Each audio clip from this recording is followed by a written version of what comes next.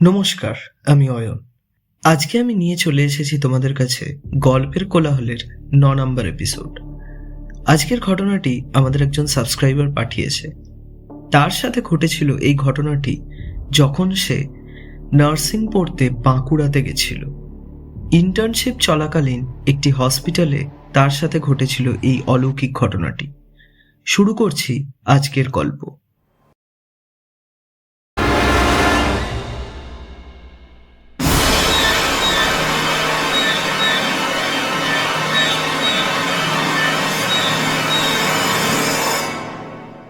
Anwesha nursing পড়ার জন্য বাঁকুড়ার মেডিকেল কলেজে ভর্তি হয়েছিল। স্কুলে পড়াকালীনই ওর মধ্যে নার্সিং পড়ার ইচ্ছাটা জেগেছিল। বাড়ির লোকের সম্মতি পাওয়ার পরে আর ও স্বপ্ন পূরণের এই সুযোগটা হাতছাড়া করেনি। তখন ও জানতো না ওর সাথে কলেজের লাস্ট ইয়ারে ইন্টার্নশিপের টাইমে ঘটবে একটি অলৌকিক ঘটনা। কলেজের লাস্ট ইয়ার ইন্টার্নশিপ পড়েছিল বাঁকুড়াতেই একটি হসপিটালে। ওর নামটা আমরা গোপন রাখছি সেই হসপিটালের। ডিউটির টাইমিংটা ফ্লেক্সিবল ছিল, কখনো রাত্রিরে বা কখনো সকালে। নাইট ডিউটি প্রায়ই করত, কোনো অসুবিধা হতো না। আর ওর সাথে অনেকই চেনা জানা নার্সরাও থাকতো। সেইবারে 3 দিন পর পর নাইট ডিউটি পড়েছিল। প্রথম দিন ও পিজি থেকে ডিনার করে বেরিয়ে পড়ে হসপিটালের উদ্দেশ্যে রাত 9টা নাগাদ। হসপিটালে যেতেই ডিউটি অ্যাসাইন করে দেয়। সেকেন্ড ফ্লোরের ওয়ার্ড নাম্বার বিতে ওর ডিউটি পড়েছিল। ওয়ার্ডে ঢুকে দেখে সব নার্সরা বসে আছে নার্স স্টেশনে। কেউ কাজ করছে ফাইলে, কেউ কম্পিউটারে। ও সবাইকে হাই হ্যালো করে হাতে পেশেন্টের ফাইলটা নিয়ে একবার পেশেন্টদের চেক করতে যায়। ওয়ার্ডে টোটাল 3 জন পেশেন্ট ছিল। 2 জন অলমোস্ট রিকভার হয়ে গেছিল, পরের দিনই তাদের ডিসচার্জ ছিল। আর একজন পেশেন্ট সেই দিনেই অ্যাডমিট হয়েছিল। বয়স 26, গাড়ি অ্যাক্সিডেন্ট করেছিল। খুব তাড়াতাড়ি হসপিটালে সার্জারি করা হয়, বাট পেশেন্টটার জ্ঞান আসেনি তখনও। অন্বেষা বাকি 2 জনকে দেখল ঘুমোচ্ছে। তারপর ওই পেশেন্টটির দিকে যায়। পর্দা টানা ছিল ভালো করে। পর্দাটা সরিয়ে ভেতরে ঢুকে দেখে মাথা থেকে গলা অবধি পুরোটাই ব্যান্ডেজ জড়ানো, আর নাকের ওপর অক্সিজেন মাস্ক লাগানো। মনিটরের রিডিংটা ফাইলে লিখে পর্দাটা টেনে বেরিয়ে এসে নার্স স্টেশনে গিয়ে বসে অন্বেষা। টুকটাক কথাবার্তা আর কাজ বেশ ভালোই চলছিল। ওরা টোটাল 5 জন ছিল, 4 জন নার্স আর একজন হেড নার্স। 10:45 নাগাদ হেড নার্স ক্যান্টিনে ডিনার করতে যাবে বলে সবাইকে বলে। অন্বেষা তো পিজি থেকে খেয়ে গেছিল, আর ওর কিছু পেন্ডিং কাজও ছিল, সেগুলো করবে বলে ও গেল না। হেড নার্সের সাথে বাকি নার্সরা চলে যায় ডিনার করতে। অন্বেষা নার্স স্টেশনে বসে কম্পিউটারে কাজ করতে থাকে। 10-15 মিনিট মতন কেটে যায়। হঠাৎ ও খেয়াল করে পেশেন্ট বেডগুলোর সামনের জায়গাটায় একটা লোক হাঁটছে। চেয়ার থেকে উঠে নার্স স্টেশন থেকে বেরিয়ে দেখে একটা ছেলে, মাথাটা কামানো, গায়ে পেশেন্টের ড্রেস পরা, হেঁটে হেঁটে যাচ্ছে সিঁড়ির দিকের কাছে দরজাটার দিকে। অন্বেষা ভাবে কোনো পেশেন্ট হয়তো উঠে পড়েছে। ও বলে ওঠে, আপনি এত রাত্রিরে কোথায় যাচ্ছেন? ওয়াশরুম তো এই দিকে। কোনো উত্তর আসে না। ছেলেটা পা ঘষে ঘষে গিয়ে দাঁড়ায় কাঁচের দরজাটার সামনে আর দেখতে থাকে দরজার বাইরেটা। অন্বেষা এগিয়ে যায় ওর দিকে আর বলে, আপনার কি কিছু লাগবে? কিছু দরকার? শরীরে কি কোনো প্রবলেম হচ্ছে? আবার কোনো উত্তর আসে না। অন্বেষা আরো কাছে গিয়ে ডাকতে যাবে, এমন সময় ওর কাঁধে একটি হাতের স্পর্শ পায়। ঘুরে দেখে ওর ওয়ার্ডেরই একজন নার্স, আর বাকি নার্সরাও এসে গেছে। তারা নার্স স্টেশনে ঢুকছে।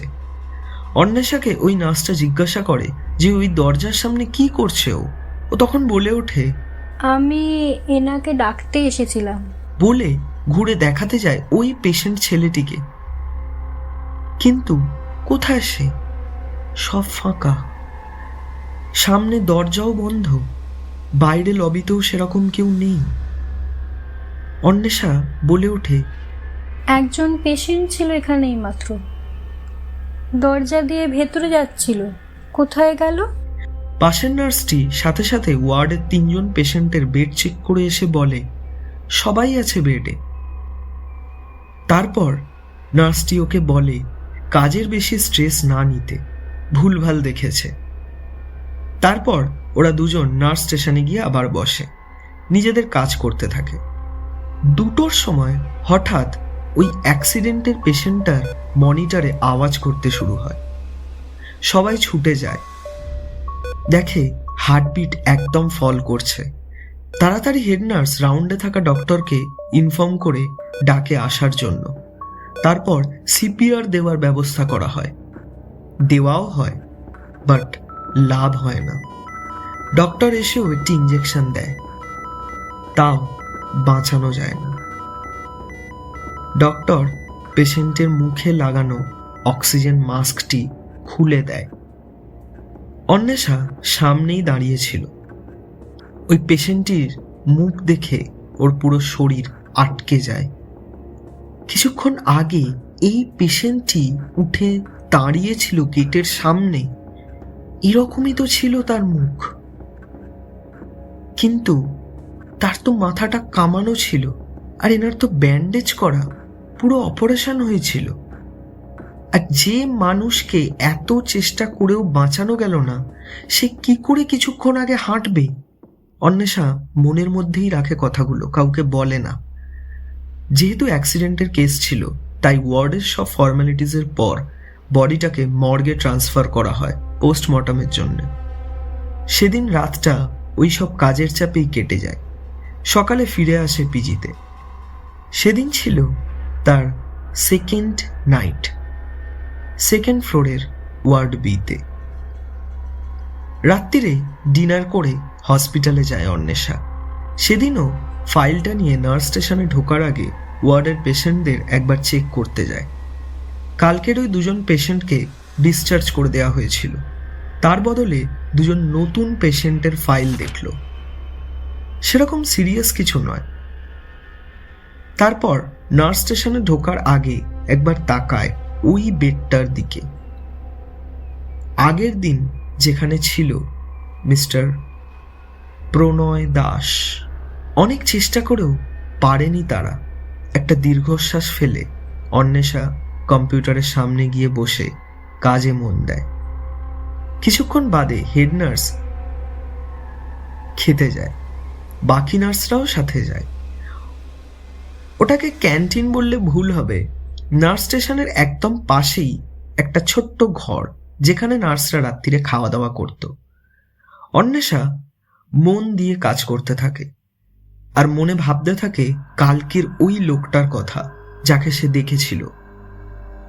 প্রণয় দাসের সাথে তার মুখের অনেকটা মিল। এইসব ভাবছে এমন সময় ও নোটিস করে কম্পিউটার স্ক্রিনে ওর নিজের রিফ্লেকশনটা, আর ও ঠিক পেছনে দাঁড়িয়ে আছে কালকের দেখা সেই পেশেন্ট ছেলেটা। অন্বেষা চমকে পেছনে তাকায়, দেখে কেউ নেই। ওর ভয় হতে শুরু করে। ও উঠে পাশের ঘরের দিকে যায় যেখানে সব নার্সরা ছিল। দরজাটা ঠেলে ঢুকতে যাবে, ওর মনে হতে লাগলো ওর ঠিক পেছনে কেউ যেন পা ঘষে ঘষে এসে দাঁড়ালো। ও ঘুরে দেখে কালকের সেই পেশেন্ট, কিন্তু কালকের আর আজকের মধ্যে অনেকটা তফাৎ। আজকে তার বড় বড় টাটকা সেলাইয়ের দাগ কপাল থেকে মাথার উপর অবধি, আর গায়ে যেন তার বরফ জমে আছে। চোখের পাতা আর গায়ের লোমেও চোখটা ঘোলাটে। অন্বেষার ভালো লাগে না ব্যাপারটা, কারণ ওর মুখের সাথে একদম মিলছে প্রণয় দাসের মুখ। কিন্তু কি করে তা সম্ভব? ঠিক তখনই সামনে দাঁড়ানো অদ্ভুত ছেলেটি কাঁদতে থাকে, আর একটা বিকট ভাবে বলতে থাকে, আমাকে আগুনে পোড়াবে না, আমার বড় ভয় আগুনে।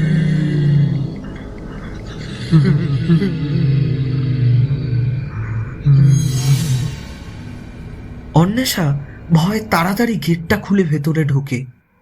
ওকে ওরকম ঢুকতে দেখে বাকিরা সবাই জিজ্ঞাসা করে, ও সবাইকে বলে ব্যাপারটা, আগের দিনের ব্যাপারটাও বলে।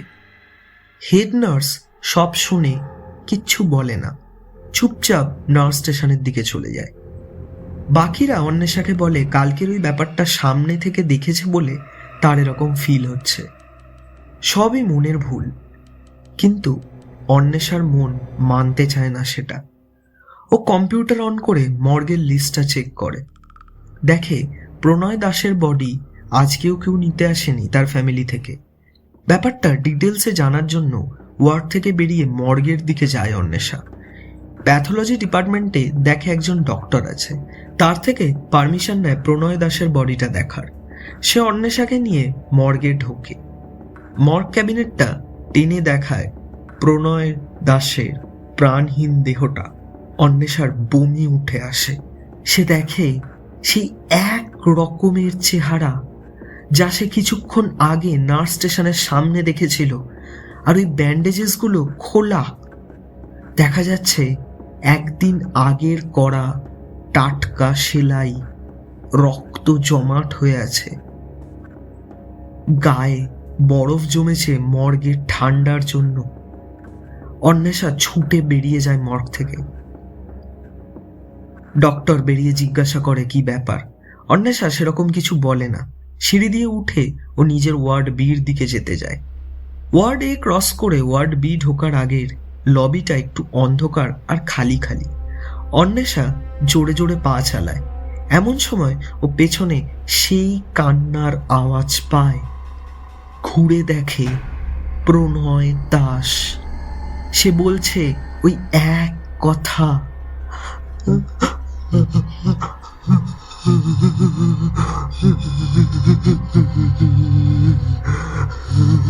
আমাকে আগুনে পোড়াবেন না,